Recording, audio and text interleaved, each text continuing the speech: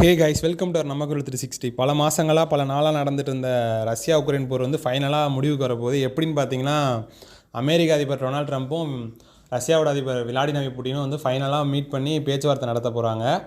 எங்கேன்னு பார்த்தீங்கன்னா, அலாஸ்காவில் வந்துட்டு தான் பேச்சுவார்த்தை நடத்த போகிறாங்க. எப்போன்னு பார்த்தீங்கன்னா, ஃப்ரைடே, அதாவது ஆகஸ்ட் 15 இந்தியாவோட இண்டிபெண்டன்ஸ் டே அன்றைக்கி தான் வந்துட்டு பேச்சுவார்த்தை நடத்த போகிறாங்க. இது மாதிரி இதுக்கு முன்னாடி 3 டைம் பேசியும் எந்த ஒரு இதுவும் நடக்காதனால இந்த டைம் கண்டிப்பாக போரை முடிச்சாகணும் அப்படிங்கிற ஸ்டேஜுக்கு வந்துட்டாங்க. எப்படின்னு பார்த்தீங்கன்னா வந்துட்டு, அமெரிக்க அதிபர் டொனால்ட் ட்ரம்ப் வந்துட்டு பதவி ஏற்கிறதுக்கு முன்னாடி சொன்னார், நான் பதவி ஏற்றோன்னே 24 ஹவர்ஸில் வந்துட்டு ரஷ்யா உக்ரைன் போரை வந்துட்டு கட்டாயம் முடிச்சிருவேன் அப்படிங்கிற மாதிரி சொல்லியிருந்தார்.